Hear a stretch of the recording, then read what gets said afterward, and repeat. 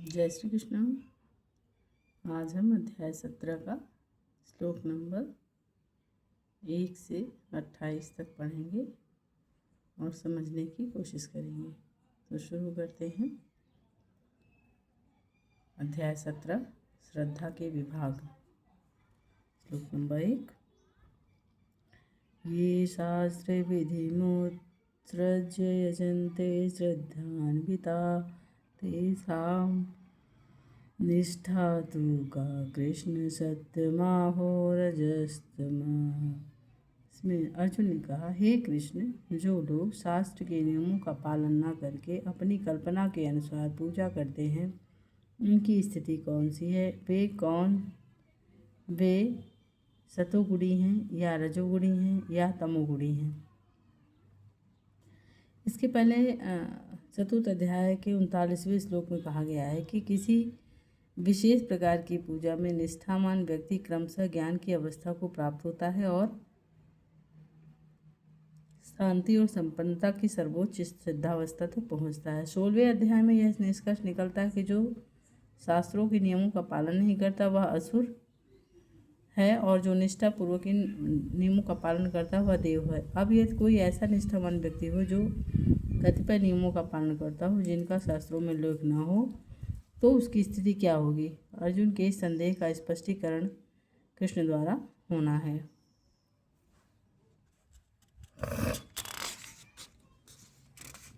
श्लोक नंबर 2। त्रिविधा भवति श्रद्धा देहिनां सा स्वभावजा सात्विकी राजसी चैव तामसी चेति ताम तृष्णु।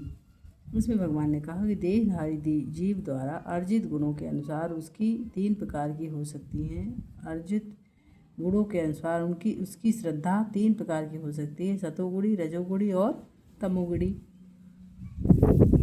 अब इसके विषय में मुझसे सुनो। श्लोक नंबर 3। सत्त्वानुरूपा सर्वस्य श्रद्धा भवति भारत, श्रद्धामयोऽयं पुरुषो यो यच्छेत् स एव सः। कह रहे भगवान कि हे भरतपुत्र, विभिन्न गुणों के अंतर्गत अपने अपने अस्तित्व के अनुसार मनुष्य एक विशेष प्रकार की श्रद्धा विकसित करता है। अपने द्वारा अर्जित गुणों के अनुसार ही जीव को विशेष श्रद्धा से युक्त कहा जाता है।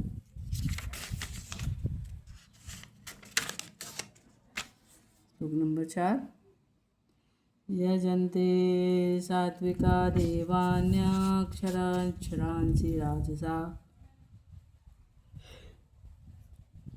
प्रीतान् भूतागणांश्चान्ये यजन्ते तामसा जना। इसमें कह रहे सतोगुणी व्यक्ति देवताओं को पूजते हैं, रजोगुणी यक्षों और राक्षसों की पूजा करते हैं और तमोगुणी व्यक्ति भूत प्रेतों की पूजा करते हैं। श्लोक नंबर 5 और 6 एक साथ है। अशास्त्र विहितं घोरं तस्यन्ते ये तपोजना दम्भाहंकार संयुक्ता कामरागाबलान्विता कर्षयन्तः शरीरस्थं भूतग्रामचेतसा मां चैवान्तः शरीरस्थं तान् सिद्धया सुरनिश्चयान्। इसमें कह रहे हैं भगवान कि जो लोग दंभ अहंकार के अभिभूत होकर शास्त्र विरुद्ध कठोर तपस्या और व्रत करते हैं, जो काम और आसक्ति द्वारा प्रेरित होते हैं, जो मूर्ख हैं तथा जो शरीर के भौतिक तत्वों को शरीर के भीतर स्थित परमात्मा को कष्ट पहुंचाते हैं, वे असुर कहलाते हैं। श्लोक नंबर 7। आहारा सत्वपि सर्वस्य त्रिविधो भवति प्रिया यज्ञस्तपस्तथा दानं तेषां भेदमिमं शृणु। यहाँ तक कि प्रत्येक व्यक्ति जो भोजन पसंद करता है वह भी प्रकृति के गुणों के अनुसार 3 प्रकार का होता है। यही बात यज्ञ, तपस्या और दान के लिए भी सत्य है। अब उनके भेद के विषय में सुनो। भगवान अर्जुन जी को समझा रहे हैं। तो श्लोक नंबर 8। आयु सत्य बलारोग्य सुख प्रीति विवर्धना रस्या स्निग्धा स्थिरा हृदया आहार सात्विक व्यय। जो भोजन सात्विक व्यक्तियों को प्रिय होता है वह आयु बढ़ाने वाला, जीवन को शुद्ध रखने वाला, बल, स्वास्थ्य, सुख और तृप्ति प्रदान करने वाला होता है। ऐसा भोजन रसमय, स्निग्ध, स्वास्थ्यप्रद और हृदय को भाने वाला होता है। श्लोक नंबर 9। कट्बलबलावडाश्रुतीक्ष्णरुक्षिविदाहिना आहार राजसेस्ताद सुख दुख काम कामय प्रदा। अत्यधिक तिक्त, खट्टे, नमकीन, गरम, चटपटे, शुष्क और जलन उत्पन्न करने वाले भोजन रजोगुणी व्यक्ति को प्रिय होते हैं। जो भोजन दुख, शोक और रोग को उत्पन्न करते हैं। श्लोक नंबर 10।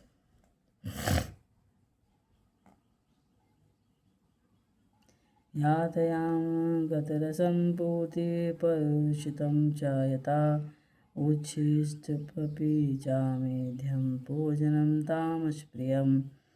खाने के 3 घंटे पूर्व पकाया गया, स्वादहीन, वियोजित एवं सड़ा, जूठा तथा अस्पृश्य वस्तुओं से युक्त भोजन उन लोगों को प्रिय होता है जो तामसी होते हैं।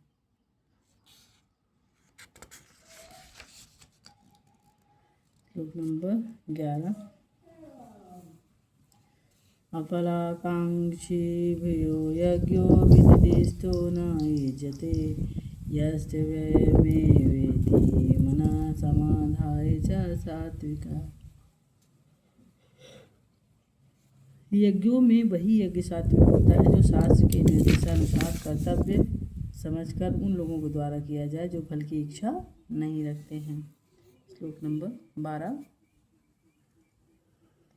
इत्यभिसन्धाय तु फलं दम्भार्थमपि च यथा युज्यते भरतश्रेष्ठ तं यज्ञं विधिराजसम्। इसमें कह रहे हैं कि भगवान जी, हे भरतश्रेष्ठ, जो यज्ञ किसी भौतिक लाभ के लिए या गणवेश किया जाता है, जो यज्ञ किसी भौतिक लाभ के लिए या गर्ववश किया जाता है, तुम उसे राजसी ही जानो। श्लोक नंबर 13। विधिहीनं सस्तानं मंत्रहीनं दक्षिणं श्रद्धाविरहितं यज्ञं तामसं परिचयते। इसमें कह रहे हैं कि जो यज्ञ शास्त्र के निर्देशों की अवहेलना करके प्रसाद वितरण किए बिना, वैदिक मंत्रों का उच्चारण किए बिना, पुरोहितों को दक्षिणा दिए बिना तथा श्रद्धा के बिना संपन्न किया जाता है वह तामसी माना जाता है। श्लोक नंबर 14।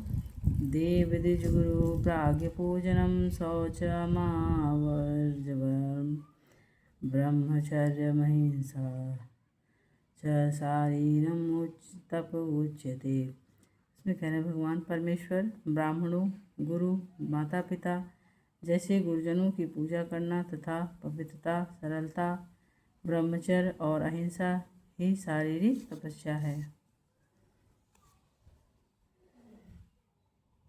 अनुदेगकरं वाक्यं सत्यं प्रियं हितं च यतः स्वाध्यायाभ्यसनं चैव वाङ्मयं तप उच्यते। इसमें कह रहे हैं कि सच्चे भाने वाले, हितकर और अन्यों को शुद्ध न करने वाले वाक्य बोलना और वैदिक साहित्य का नियम पारायण करना ही सही वाणी की तपस्या है। श्लोक नंबर 16। मन प्रसाद सौमत्वं मौनमात्मविनिग्रह भाव संस्कृति तपोमान समुचिते। इसमें कह रहे हैं तथा संतोष, सरलता, गंभीरता, आत्मसंयम और जीवन की शुद्धि ये मन की तपस्याएं हैं। श्लोक नंबर 17। श्रद्धा परया तप्तं तपस्तत्रिविधं नरे अफलाकांक्षाभियुक्ते सात्विकं परिचक्षते। इसमें कह रहे हैं भौतिक लाभ की इच्छा न करने वाले तथा केवल परमेश्वर में प्रवृत्त मनुष्यों द्वारा दिव्य श्रद्धा से संपन्न यह व्यक्ति 3 प्रकार की तपस्या सात्विक तपस्या कहलाती है। श्लोक नंबर 18। सत्कर्मान पूजार्थ तपोदम्भेन चैव्यता क्रियते तदिह प्रोक्तं राजसं चलमबुधं ध्रुवम्। इसमें कह रहे जो तपस्या दम्भ पूर्वक तथा सम्मान, सत्कार और पूजा कराने के लिए संपन्न की जाती है वह राजसी कहलाती है। वह न तो स्थायी होती और न ही शाश्वत। मूढ़मग्राहेणात्मनो यत्क्रीडा क्रियते तपा परस्योत्तुदासादार्थ च तत्त्वमाम समुदाहतम्। मूर्खतावश आत्म उत्पीड़न के लिए या अन्यों को विनिष्ट करने या हानि पहुँचाने के लिए जो तपस्या की जाती है वह तामसी कहलाती है।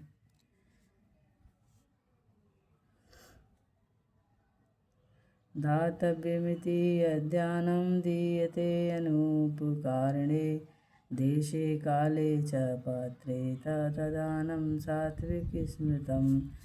जो दान कर्तव्य समझकर किसी प्रत्युपकार की आशा के बिना समुचित काल तथा स्थान में योग्य व्यक्ति को दिया जाता है वह सात्विक माना जाता है।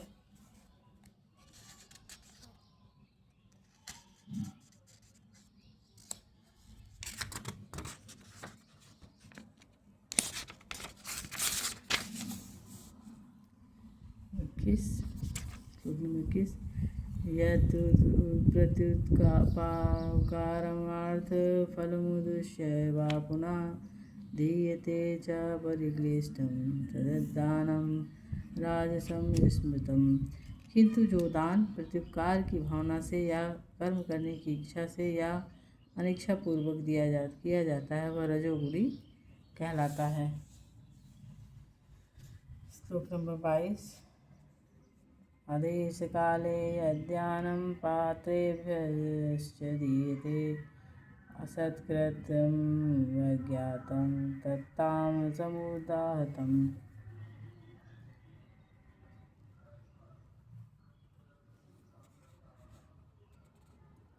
जो दान किसी पवित्र स्थान में अनुचित समय में किसी अयोग्य व्यक्ति को बिना समुचित ध्यान और आदर से दिया जाता है वह तामसी कहलाता है। श्लोक नंबर 23।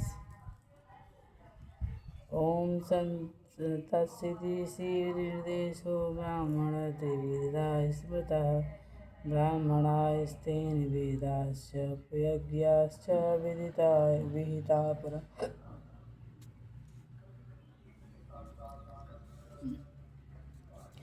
सृष्टि के आदिकाल से ओम तत्सत ये 3 शब्द परम ब्रह्म को सूचित करने के लिए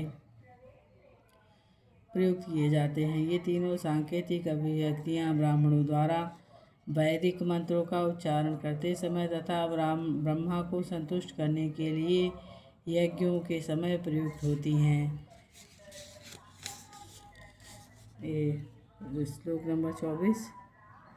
तस्मात्तोमित्युहात्य यज्ञदानतापः क्रिया प्रवन्ते विधानोक्ता सततं ब्रह्मवादिनाम्।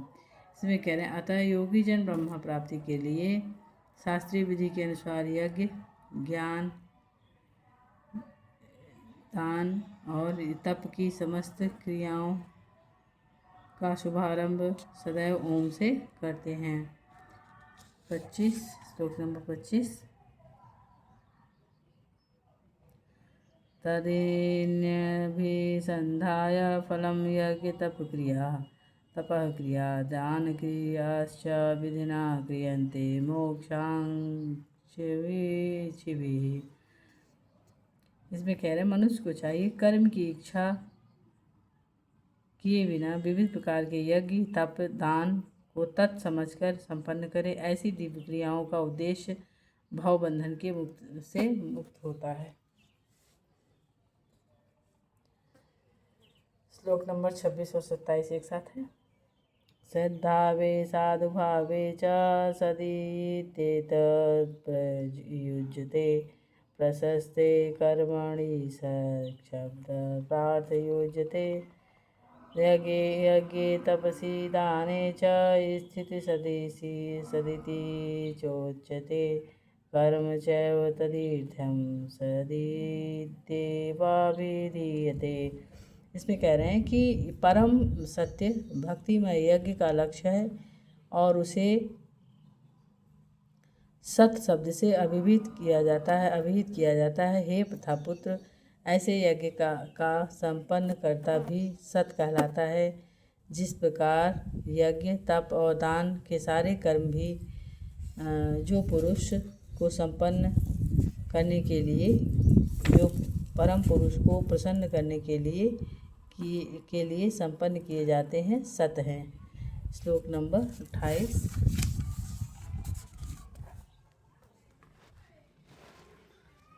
अश्रद्धाहुतं तद्यं तपस्तत्त्वं कृतं च यतः असीदित्यच्युयते द्वितीयते पार्थ च न तत्प्रयतनोऽयम्। हे पार्थ, श्रद्धा के बिना यज्ञ दान तथा तप के रूप में जो भी किया जाता है वह नश्वर है, अब वह असत कहलाता है और इस जन्म तथा अगले जन्म दोनों में ही वह व्यर्थ जाता है। इसमें तात्पर्य कहने का है भगवान का कि यज्ञ चाहे यज्ञ हो दान हो तप हो बिना आध्यात्मिक लक्ष्य के व्यर्थ रहता है। अतएव इस श्लोक में यह घोषित किया गया कि ऐसे कार्य कुत्सित हैं। प्रत्येक कार्य कृष्ण भावनामृत में रहकर ब्रह्मा के लिए किया जाना चाहिए। संपूर्ण वैदिक साहित्य में भगवान में श्रद्धा की संस्तुति हुई है। ऐसी श्रद्धा तथा समुचित मार्गदर्शन के बिना कोई फल नहीं मिल सकता है। समस्त वैदिक आदेशों के पालन का चरम लक्ष्य कृष्ण को जानना है। इस सिद्धांत का पालन किए बिना कोई सफल नहीं हो सकता है। इसलिए सर्वश्रेष्ठ मार्ग यही है कि मनुष्य प्रारंभ में से ही किसी प्रामाणिक गुरु के मार्गदर्शन में कृष्ण भावनामृत में कार्य करे और सब प्रकार से सफल होने का मार्ग यही है। वृद्धावस्था में लोग देवताओं भूतों कुबेर जैसे यक्षों की पूजा के प्रति आकृष्ट होते हैं। यद्यपि सतोगुण रजोगुण और तमोगुण से श्रेष्ठ है, लेकिन जो व्यक्ति कृष्ण भावनामृत को ग्रहण करता है वह प्रकृति के इन तीनों गुणों को पार कर जाता है। यह यद्यपि क्रमिक उन्नति की विधि है, किंतु शुद्ध भक्तों की संगति से यदि कोई कृष्ण भावनामृत ग्रहण करता है तो यह सर्वश्रेष्ठ मार्ग है। इसी के साथ अध्याय 17 खत्म हुआ और कल से 18वां अध्याय शुरू करेंगे, उपसंहार संन्यास की सिद्धि। तो आज के लिए 17 समाप्त हुआ, कल से 18 शुरू होगा। जय श्री कृष्णा।